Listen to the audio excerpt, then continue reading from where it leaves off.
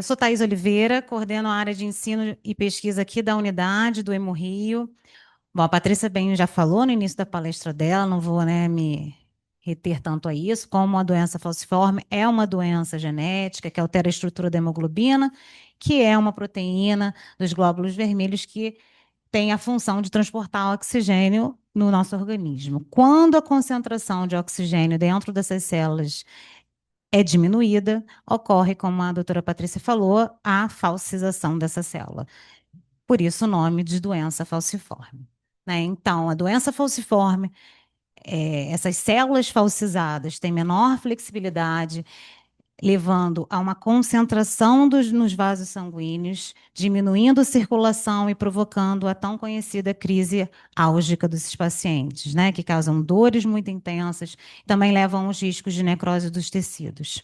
Além disso, a doença falciforme também leva a icterícia, anemia crônica, risco de complicações e infecções em órgãos fundamentais, como o cérebro, como a Patrícia falou, do Doppler transcraniano, né? Muitas crianças têm AVCs, pulmões, fígado, rins e baço, por exemplo. No Brasil, a doença falciforme, né, acomete, como foi falado pela doutora Márcia no início também, pessoas pretas e pardas, que é a nossa população negra, né? Então, a gente precisa se debruçar sobre essa questão no Brasil, principalmente porque ela acomete também questões sociais, não só clínicas, mas sociais e raciais, tendo um marcador fundamental das desigualdades no nosso sistema de saúde. Estima-se hoje que no Brasil, cerca de 60 mil pessoas já desenvolvem a forma grave da doença falciforme. A doença falciforme, então, sendo uma condição crônica, ou seja, o indivíduo nasce com essa patologia, é importante que a gente se debruce sobre um cuidado contínuo e não só médico, né? Mas, como já bem falado pela doutora Márcia e pela doutora Patrícia, multiprofissional, multidisciplinar, e que esse cuidado seja centrado na pessoa. E é por isso que essa fala aqui nesse momento é importante. É importante a gente pensar como o ensino, a pesquisa e a assistência precisam estar integrados e interligados. Bom, é uma assistência, né? Como se começa uma boa assistência? Com um diagnóstico precoce, como a Patrícia falou, com o teste do pezinho, que faz parte já desde 2001 do programa, né, do Ministério da Saúde. Mas esse teste do pezinho, quando diagnosticado a criança com doença falciforme, é importante que esse cuidado seja longitudinal, né? A criança nasce e o paciente nasce e morre com essa doença por enquanto, né? Ainda o transplante não é o padrão ouro. Então, a gente precisa trabalhar com cuidado longitudinal, com acompanhamento ambulatorial e hospitalar especializado. Quando essa criança é diagnosticada, ele vem para o centro de referência, né, de tratamento de doença falciforme. Mas a gente viu também nessa manhã que o cuidado precisa ser integrado.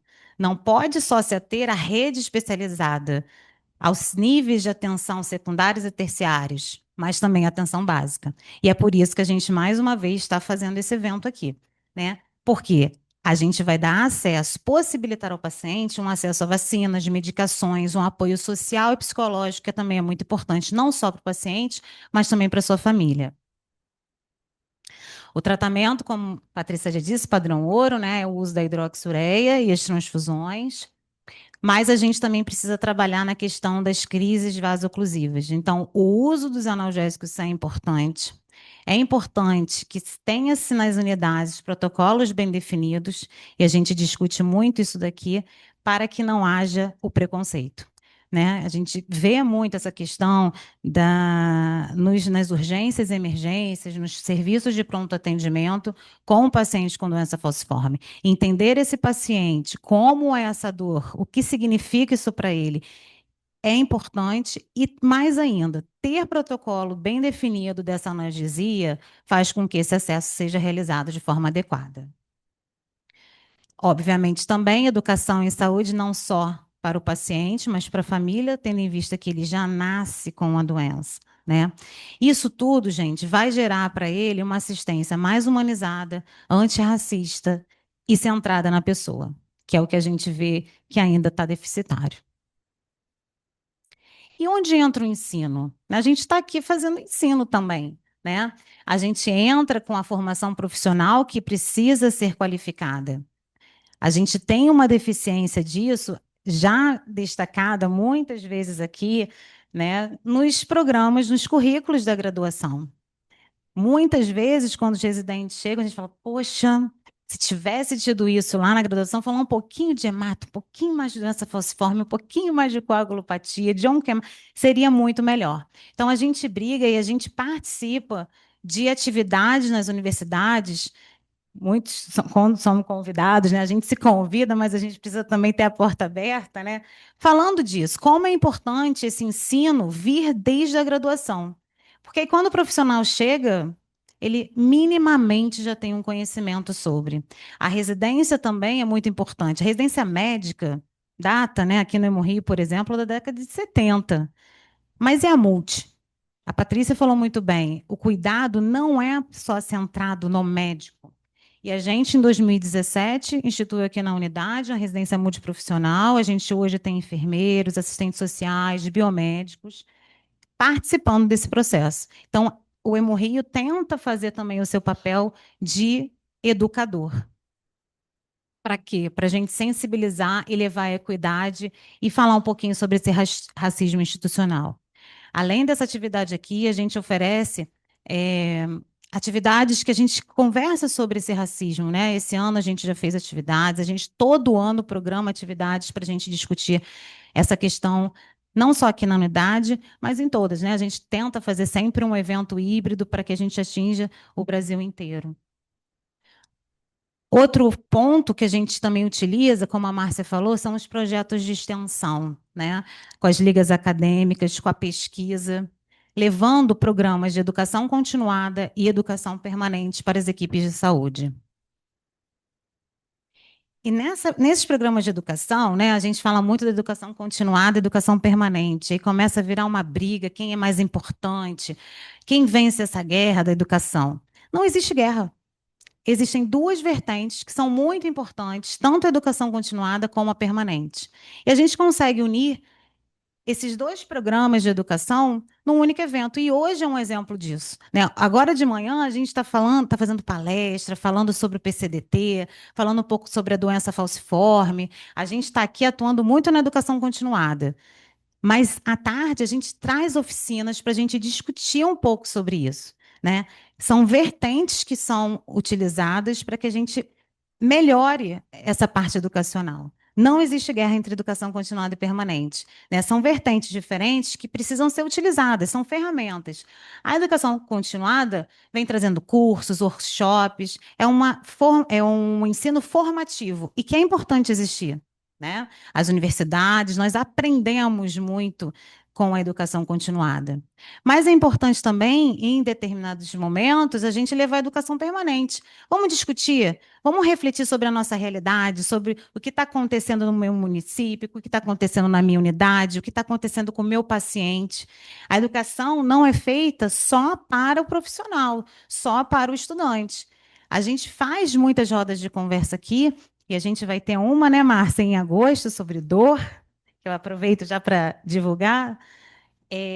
A gente não traz só o profissional, mas o paciente nosso, o usuário, o familiar, a gente, as associações, porque a gente precisa discutir sobre isso, né? A integração da educação continuada e da educação permanente vão promover uma abordagem integral e multidisciplinar, né? Fortalecendo assim a qualidade do atendimento e, obviamente, a segurança do paciente.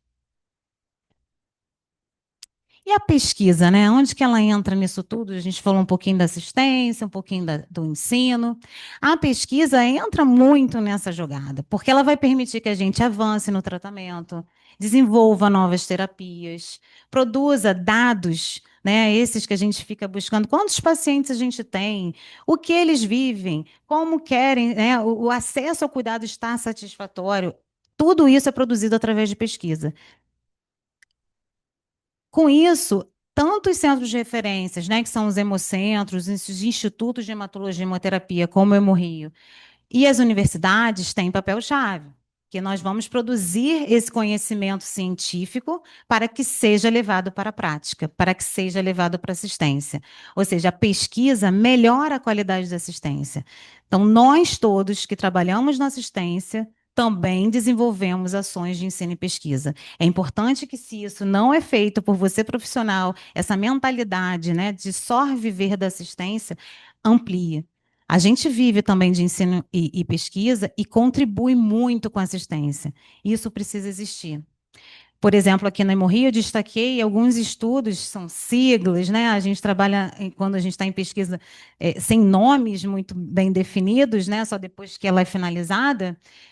Temos essas pesquisas em andamento no Hemorrio com doença falciforme, diretamente ligada à doença falciforme. Tá? E aí aqui a gente destaca, né, o PACTES, que é o projeto da transição que a Patrícia falou muito bem. A gente começou esse projeto em 2022, né? Ele passa por fases, ainda não finalizou. No início a gente foi na ponta, foi no paciente, fizemos questionários com ele para saber qual seria a real necessidade. E agora a gente está na fase de implementação, que a Márcia também vai falar na parte da tarde como é que está o andamento. Mas isso tudo são novas terapias, novos medicamentos que estão sendo levados para o paciente, principalmente para melhorar a qualidade de vida, atuando principalmente nas crises vasoclusivas que eles sofrem tanto. Então, é importante entender essa dinâmica de que ensino, pesquisa, assistência existe.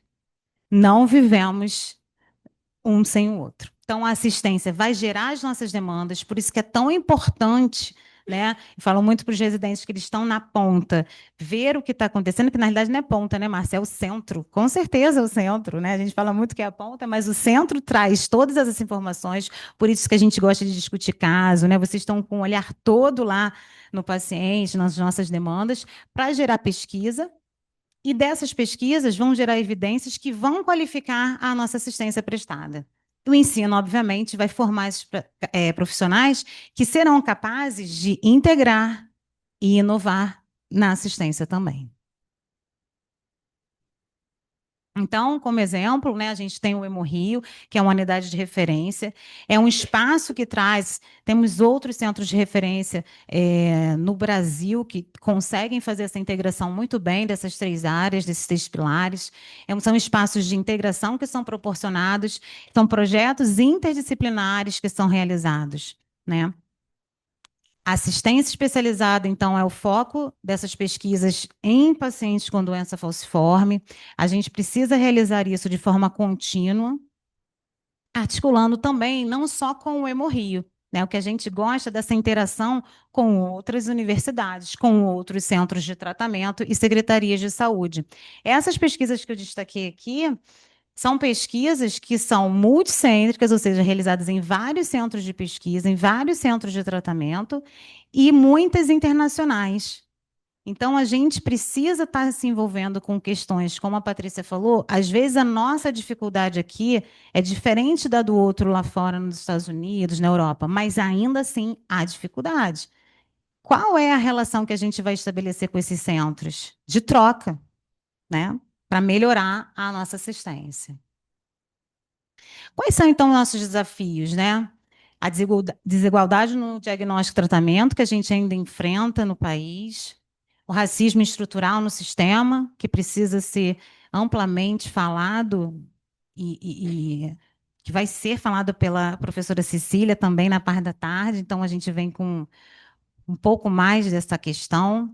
A gente tem realmente falta de profissionais qualificados e capacitados para esse atendimento, mas esse movimento de fazer eventos, de fazer atividades, de trazer os municípios, né, precisa ter mais presença, ser mais feito aqui, com certeza. Necessidade, obviamente, de ampliar as redes de atendimento, né, trazendo, como a Márcia falou, a descentralização do atendimento também para a rede básica. Temos nós como referência, mas a atenção básica precisa estar envolvida nesse processo. E, obviamente, o avanço de novas tecnologias e políticas mais inclusivas. Então, não tem jeito. Vamos caminhar juntos, todos. Não existe pesquisa sem assistência, ensino sem pesquisa. É uma roda que tem que girar junto. A pesquisa vai gerar novos conhecimentos, esses conhecimentos vão ser aplicados no ensino, qualificando profissionais. Esses profissionais vão aplicar todo esse conhecimento gerado na assistência, melhorando o cuidado do paciente. Essa roda tem que girar, essa engrenagem precisa acontecer. Quando a gente entende, né, a importância desses três pilares, ensino, pesquisa e assistência, e integra isso, a gente gera um cuidado melhor para o paciente, prevenção de novas intercorrências e patologias, gerando também para ele o que a gente tem como foco, que é a qualidade de vida. Investir em ensino, pesquisa e assistência é investir no futuro da saúde. Isso vai levar a uma atenção mais humanizada, qualificada e justa a esse paciente. Era isso que eu tinha para falar com vocês sobre essa integração que a gente tanto fala, não só aqui no Hemorrio, né? Ninguém faz nada sozinho. Márcia e Patrícia falaram isso muito bem. A pesquisa não anda sem assistência, assim como o ensino também não. Então, eu gosto de reforçar isso, principalmente porque a gente tem um público importante aqui da unidade, que a gente precisa trabalhar junto. Um não existe sem o outro, de forma qualificada.